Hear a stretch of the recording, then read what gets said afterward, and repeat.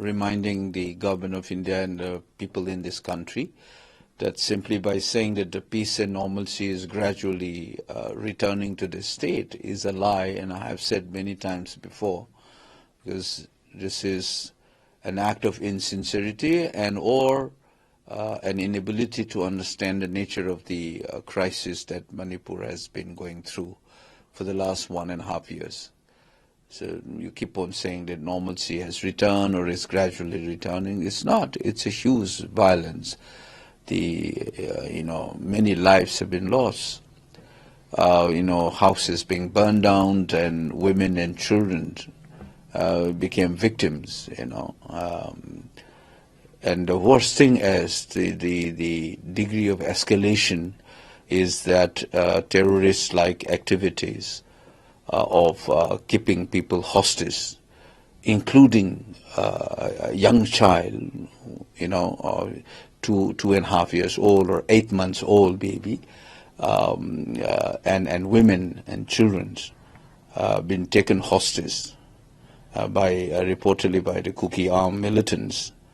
This is a serious event. I know we have seen people being killed in this violence, but this trend of holding people hostage, including women and child, as I told you, 60 years old and to 8 months old baby, this is a serious sign of the fact that the violence, far from getting back to normalcy, it has aggravated more, because hostage taking is a terrorist act.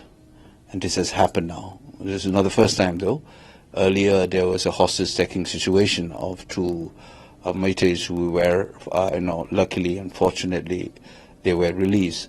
And the latest one involves 6 women and children being taken hostage, mostly from a family of a Meitei. That's a Meitei family. And I think it is something that the government of India must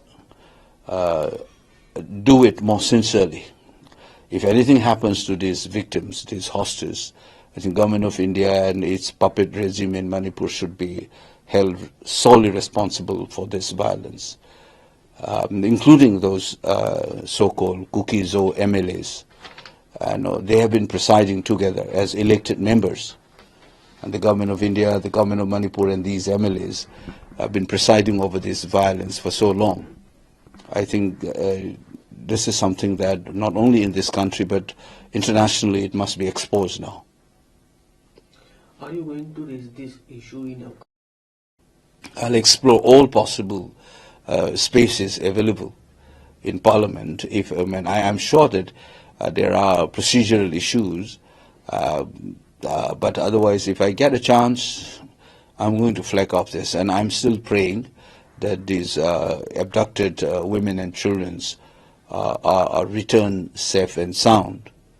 And this is something that, and the government of India and its satraps in Manipur must ensure, including those Kukizo MLAs, must ensure the return of safety and the return of these, abducted women and children. Did you have any kind of this issue? I have written what you can do it. What more you can do it? We can appeal to them. We have been doing this. Written letters to it in earlier cases as well. And I'm appealing through the media now that they should act. They should act decisively now. And instead of saying normalcy is returned, they must work sincerely to ensure that the peace returns and these divisive sectarian forces are defeated. The wreath of the state must be staffless. The state must assert itself, its legitimate authority to rein in the violence.